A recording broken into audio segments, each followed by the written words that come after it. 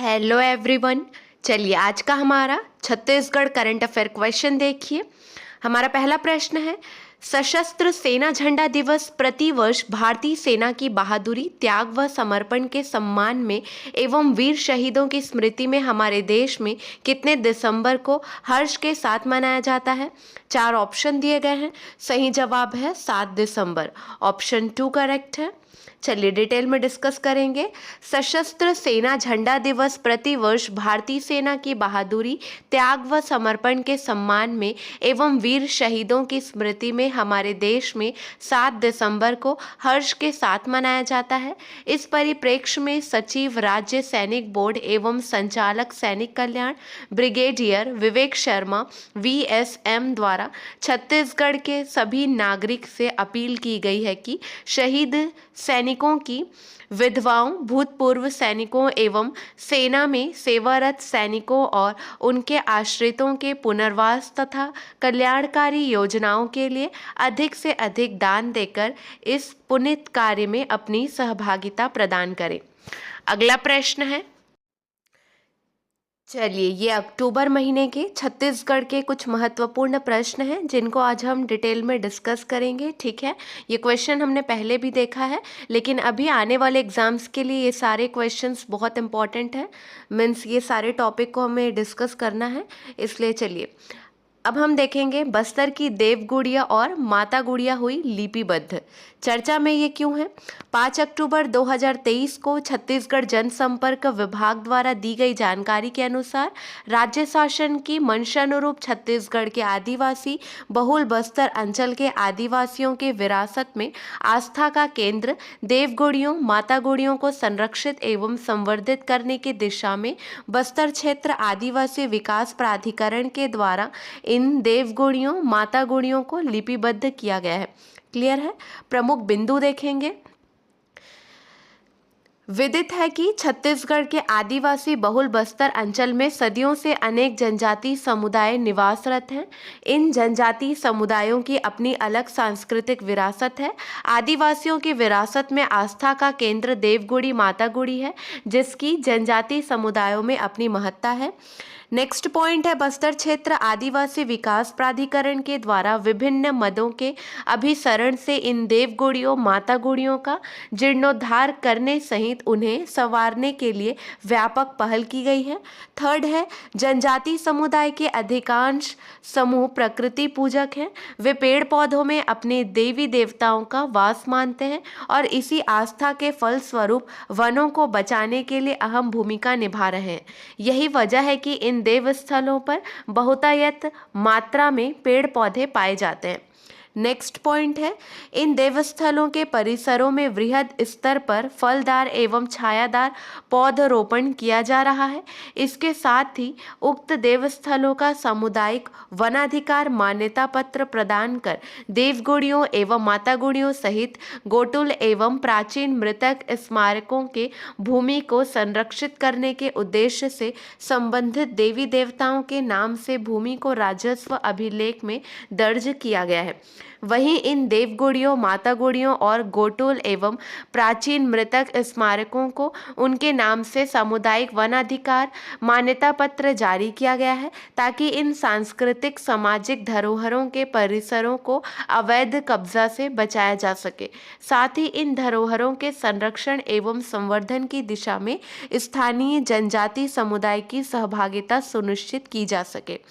Next point है, देश में पहली बार छत्तीसगढ़ राज्य एवं बस्तर संभाग देश का ऐसा संभाग है जो आदिवासी समुदायों की आस्था एवं जीवित परंपराओं के केंद्र माता गुड़ी देवगुड़ी गोटुल प्राचीन मृतक स्मारक सेवा अर्जी स्थल आदि के संरक्षण संवर्धन तथा परीक्षण के लिए प्रतिबद्ध है। नेक्स्ट पॉइंट देखिए ये छत्तीसगढ़ अपडेट अक्टूबर महीने का है। ठीक है, इलेक्शन के पहले की बात कर रहे हैं हम। परिवहन मंत्री ने राज्य का पहला पंजीकृत वाहन स्क्रैपिंग केंद्र का शुभारंभ किया। ठीक है, चलिए चर्चा में क्यों है देखिए। 5 अक्टूबर 2023 को छत्तीसगढ़ के परिवहन मंत्री मोहम्मद अकबर ने रायपुर जिले के अंतर्गत ग्राम धनेली में राज्य के पहले पंजीकृत वाहन स्क्रैपिंग सेंटर का उद्घाटन किया। हम इलेक्शन के पहले की बात कर रहे हैं, ठीक है। अब इलेक्शन भी हो गया है, परिणाम भी आ गया है, अब बीजेपी की सरकार बनेगी। अब हमें देखना है कि परिवहन मंत्री कौन होंगे, ठीक है। अभी हम बात कर रहे हैं अक्टूबर 2023 की, तो उस टाइम परिवहन मंत्री कौन थे? परिवहन मंत्री थे मोहम्मद अकबर, ठीक है। चलिए अब प्रमुख बिंदु देखिए। गौरतलब है कि शासकीय विभाग के 15 वर्ष से पुरानी सभी गाड़ियों को भी आवश्यक रूप से स्क्रैप करने का निर्णय लिया जा चुका है। इस दौरान परिवहन मंत्री ने कहा कि राज्य सरकार छत्तीसगढ़ का मध्य भारत के लिए वाहन स्क्रैपिंग हब के रूप में स्थापित करने की दिशा में काम कर रही है। स्क्रैपिंग की सुविधा को बढ़ावा देने के लिए इस सेंटर को पूरी तरह डिजिटलीकृत किया गया है। नेक्स्ट पॉइंट है छत्तीसगढ़ औद्योगिक नीति 2019 से 2024 के तहत पंजीकृत व्हीकल स्क्रैपिंग सेंटर को उच्च प्राथमिकता वाले उद्योगों की श्रेणी में रखने हेतु अधिसूचना जारी की गई है। राज्य में स्थापित होने वाले RVSF भी उच्च प्राथमिकता वाले उद्योग हेतु निर्धारित छूट का लाभ ले सकते हैं। राज्य के पहले पंजीकृत वाहन स्क्रैपिंग सेंटर का संचालन मेटल कॉरपोरेशन ऑफ इंडिया के द्वारा किया जाएगा। पंजीकृत स्क्रैपिंग सेंटर से गाड़ी को स्क्रैप कराने के बाद नए गाड़ी खरीदने के लिए टैक्स में 25% छूट का लाभ दिया जाएगा। छूट के लिए पंजीकृत स्क्रैपिंग सेंटर के द्वारा ऑनलाइन सर्टिफिकेट जारी किया जाएगा, जिससे सर्टिफिकेट ऑफ डिपॉजिट कहा जाएगा। सर्टिफिकेट ऑफ डिपॉजिट ऑनलाइन जारी किया जाएगा, जो परिवहन विभाग के वाहन सॉफ्टवेयर में प्रदर्शित होगा और संपूर्ण छत्तीसगढ़ के सभी ऑटोमोबाइल डीलरशिप में मान्य होगा। इसके अतिरिक्त मासिक या त्रैमासिक कर देने वाली ऐसी गाड़ियां जिनका टैक्स बकाया है और स्क्रैपिंग कराना चाहते हैं, उन्हें भी गाड़ी में बकाया पिछले 1 साल के टैक्स पेनल्टी और ब्याज में छूट दी जाएगी। स्क्रैपिंग का प्रोसेस क्या है वो देखिए। जब कोई वाहन स्क्रैप सेंटर में पहुंच जाता है तो उसे वैज्ञानिक तरीके से नष्ट कर दिया जाता है। अलग अलग चरणों की बात करें तो स्टेशन पर टायर और इंजन किट हटा दिए जाते हैं। अगले चरण में बैटरियों और फ्री ऑन गैस कीटों को नष्ट कर दिया जाता है। उसके बाद वाहन की सीटें, स्टीयरिंग, इंजन और रेडिएटर हटा दिए जाते हैं, जिससे धातु से बना एक खोखला ढांचा रह जाता है।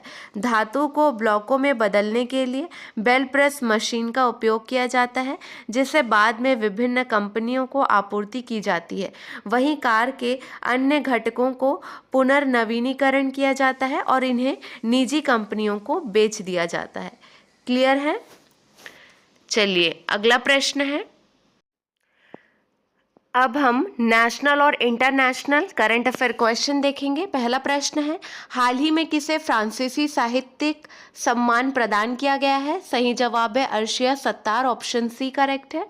चलिए डिटेल में डिस्कस करेंगे। विस्थापित बच्चों को शिक्षित करने के लिए अब्दुल्लाही मिरे ने UN नानसेन पुरस्कार जीता है।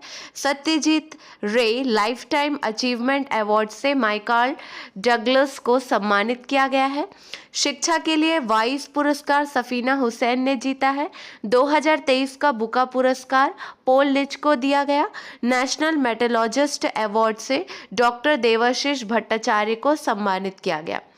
अगला प्रश्न है, हाल ही में COP28 समिट का आयोजन कहाँ किया जा रहा है? सही जवाब है दुबई, ऑप्शन बी करेक्ट है। अगला प्रश्न है, हाल ही में 5वां वैश्विक आयुर्वेद महोत्सव कहाँ आयोजित किया जाएगा? सही जवाब है केरल, ऑप्शन सी करेक्ट है। चलिए डिटेल में डिस्कस करेंगे। पहला पॉइंट है, केंद्रीय मंत्री नितिन गडकरी ने केरल में लग्जरी जहाज कनासिक इंपीरियल का शुभारंभ किया।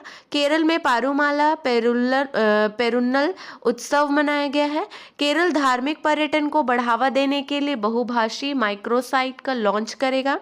प्रतिष्ठित केरल ज्योति पुरस्कार के लिए टी पद्माभन को चुना गया। यूनेस्को द्वारा कोझिकोड शहर को देश का प्रथम साहित्य का शहर बनाने की घोषणा की गई। सभी जिलों में हॉलमार्किंग केंद्र वाला पहला राज्य केरल बना। केरल राज्य सरकार सर्वाइकल कैंसर की रोकथाम के लिए टीकाकरण कार्यक्रम शुरू करेगी। अगला प्रश्न है, हाल ही में किसने अपनी नई पुस्तक वेलकम टू पैराडाइज लॉन्च की है? सही जवाब है Twinkle Khanna, option B correct है। अगला प्रश्न है, हाल ही में फॉक्सकॉन ने किस देश में 1.5 अरब डॉलर का निवेश करने का ऐलान किया है? सही जवाब है भारत, ऑप्शन ए करेक्ट है। राकेश पाठक द्वारा लिखित पुस्तक सिंधिया और 1857 का विमोचन किया गया। सेकंड है, मनोज सिन्हा ने warrior on wheels wheelchair 2 Padmashri पुस्तक का विमोचन किया। थर्ड है, अशोक टंडन द्वारा लिखित पुस्तक रिवर्स स्विंग को लॉन्च किया गया। विवेक अग्निहोत्री ने अपनी नई पुस्तक the book of life my dance with Mugdha for success launch की है। मलेशिया ने भारतीय नागरिकों को वीजा मुक्त प्रवेश की अनुमति दी।